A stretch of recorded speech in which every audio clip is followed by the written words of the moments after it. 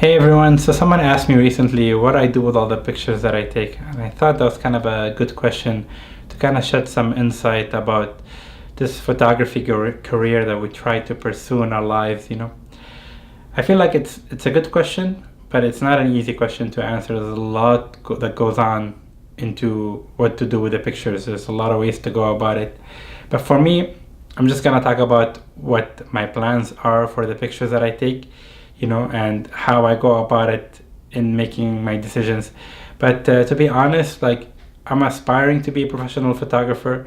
I don't call myself a professional photographer yet, because I feel like in order to be a professional photographer, you do have to be making most of your living from photography. And I can't say that I do at this point. I am trying to do that. I've tried a lot of different things. Some of them have worked, some of them have failed. So I don't quite have all the answers yet, but I do have an idea of where I want to go in terms of that. So let's say, for example, the last video that I did, I pretty much, took you guys along with me, where I went into a park in Quebec that's like about 4 to 5 hours from my house. Now, I had scheduled that trip. It happened to be that there was a snowstorm on the day that I was driving there, so it took me a bit longer to get there, but which was fine. But it did change the conditions in the park. That for the 2 days that I was there, the first day was kind of snowing and windy and cloudy, and it wasn't really what I anticipated. And it was not until the last day that the sky is cleared and I was able to take the pictures that I wanted, which is always the case when you're planning a trip. I always try to get pictures that I have some idea of what I want to get when I get there, but it's not until I get there that I know what I achieve, if I got it or not.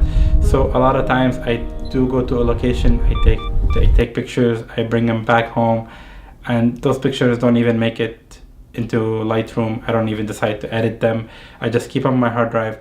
A lot of times it's rare that the pictures that I do like, I have to be in love with to actually, and I feel like they have to be really good enough to be kind of published on my website. I can be more critical, but I've kind of tried to be, from here on, I'm going to try to be more critical of my work, and only the pictures that I feel like are worthy of a printing and people buying it, and I feel like they're going to like it, that I put on my website. But those 3 pictures that I took, for me, I quite like them a lot, because together they kind of fit. They're part of a series. They represent what looked like to me is kind of a human emotion in photographs. One of them looks like a broken heart. The other one looks like fury, or the anger that we feel in our lives. The other one is like a tree. It kind of looks like a tree growing with branches. So it kind of represents hope, or faith, So for me, those 3 images are strong together as a series, So for my goal for these images, for example, would be to kind of put on my website for sale, And also, I probably use these images as well in a landscape photography exhibition. I do plan to do another one in the summer for 2 weeks, probably July 31st to August 13th. And I rented a place to do a 2-week exhibition. And I think these photographs, I'm gonna include them in the show, because together they're really, really strong. And I think based on that, it kind of gave me an idea for the show to just showcase the images that I have that either invoke an emotion in the person looking at it, or kind of represent an emotion, like these photographs.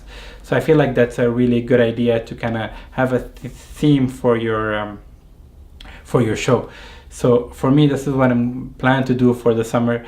That's gonna help a little bit as to explain as to what I plan to do in the future for images, is to kind of just include them in shows throughout the time. Obviously I can do more of it, but there's always a cost involved, so it's something to think about, and time as well. So I tend to, for now, it's only the 2 weeks that I have planned in the summer, and I'm looking forward to it. And hopefully I'll get more pictures to include in the coming months that I will plan to include in the show. But if anything, I have enough images to kind of curate it together from what I have. Some of it will be the old pictures that I displayed, and some of it will be some new pictures, just to keep it fresh for fresh eyes. So that's one thing I would recommend doing, is first kind of shoot pictures for you, and that are good enough to print, that I want to put on my website for sale, and to maybe also exhibit as well in, shows in an actual gallery space.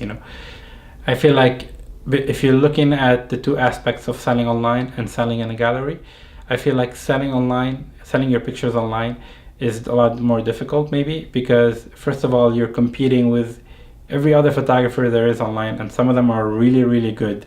I'm not ashamed to admit they're better than me, but it's very subjective when it comes to photography. Like, people might like an image more than the other, but it's part of it is like there's a lot of photographers online, and people's attention span online is very short. People will probably spend browsing the internet, they might stumble on your website, but it's rare for them to go through the steps for them to make the purchase, right? I've never had that much success, to be honest, or any success for that matter, selling online. I just quite can't get my finger on how to be successful in that aspect. Maybe down the line, it could work, but for now, the most success I had was with the gallery showing, where I feel like when you put your pictures, your photographs in a room where it's only you have your pictures there, people come in, it's more on a one-on-one experience. They can look at it, they can see the quality better, and there's less distractions when you're in person than online. So maybe it's most likely, I know that for sure, that selling in a gallery works better because people can see the final product rather than just see a JPEG online that, for some reason, as nice as the image looks, it doesn't quite translate, And I've seen the people's reactions from the two shows I did. When they come in, they're really blown away with my images, and I'm not trying to gloat, I'm just saying that they appreciated more seeing it in person. Not all of them obviously bought one, otherwise I would be like the most successful photographer ever, but just by looking at the images, they seem to be really appreciating the print and really being impressed, and really quite you can tell that it sparked an emotion in them. So I think prints are really powerful that way, more powerful than looking at a computer screen. So the third thing I'm gonna do is, for example, those 3 images that I showed you earlier, I'm gonna show you again right now, is to do photography competition. Now, I've done one photography competition for the last 3 years in a row from new images that I shot over the years, and every year I didn't win any money from the prizes. Actually, all I got was honorable mention, which 3 years in a row for the images that I submitted. Now, for me, that's quite nice because it's like a validation that your work is good enough to receive an honorable mention, but it's not quite good enough at the level of winning a top prize. But it's something that I do every year because it might not make you that much money. I mean, the top prizes will give you some money, but it's nowhere near what you need to make a living. But it's just another aspect. But it's more like validation that you're on the right path of improving. Now, I've noticed some images that I shot 3 years ago versus an image I shot 2 months ago. I feel like I'm growing as a photographer, and for me that's really, really important. And just by submitting your images to a photography competition, I don't do that many of them. I just do one. It's called the IPA. It's the International Photography Awards, and their website is photographyawards.com if you're curious more about it. And for me, that competition, I think it's legit. A lot of them are not kind of fake competition out there, that I don't do a lot of them. I just do the same one every year. And this year I submitted those 3 images that I shot of the ice to that competition because they represent a series of images. There are 3 images that like I said, to represent the emotion that we feel as humans in our lives. So for me, like, it's a kind of a cohesive work that kind of makes sense. The images kind of all make sense together. So I don't know, most likely if I just get another honorable mention, I'm happy. If I get a small prize, I'd be even more happy. If I win the top prize, I'd be super happy. But I'm not doing it for the money. I'm doing it more for the kind of validation that you're on the right track and your pictures are improving. but the money would be nice as well. I mean, don't get me wrong. It's just another aspect of making some revenue on the side. I think like to be a successful landscape photographer, it's gonna take not just one, but a bunch of things, you know.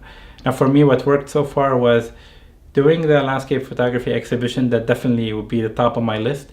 Keep doing the online, you know. Keep doing, you know, the probably the competition until you feel like you're gonna get to a point where I think you'll be good enough to win a prize. Because basically, when you win honorable mention, they're telling you your pictures are good enough to be noticed, but they're not quite good enough to be top, you know.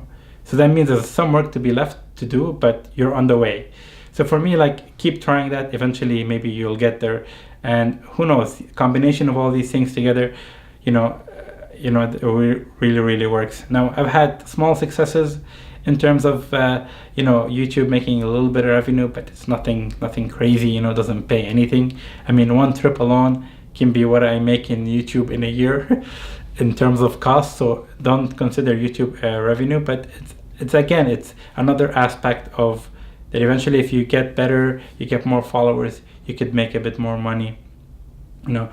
And that's kind of it. I mean, affiliate links, I would say, maybe on YouTube, it got me a little bit of a chunk change, but nothing fancy, nothing to be impressed about.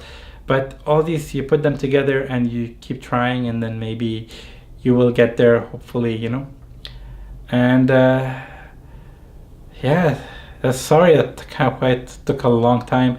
I hope you guys found some useful information in this video. I definitely kind of wanted to share as much as I can in a really easy way to describe it, you know. But I do have my pictures on my website. You feel free to check them out. And if you do buy one, it'll be kind of supporting me and supporting my goal to keeping improving, you know. Pretty much all the money that I make, I put back into photography. I don't kind of, you know, I try to put it back into going more trips or doing more shows and stuff like that. So any little bit helps, you know. And if you're new to this channel, you know, just subscribe to my channel. That'd be great, you know. And do leave me a comment as to, for you, like, what your goal is as to what to do with your images. Do you just put them on your website and hope they sell? Do you just take pictures for yourself and just keep them on your computer? What your end goal is, and what do you feel like is a good kind of goal set to do with your images, like what you achieve to do. I mean, a lot of you guys are photographer, and you might have some advice or some input as to what you think works in terms of, you know, making it as a photographer. Just drop a comment, and I will appreciate it. Will be much appreciated, and I will probably answer it right away. All right, thank you guys for tuning in, and I'll see you next time. Cheers.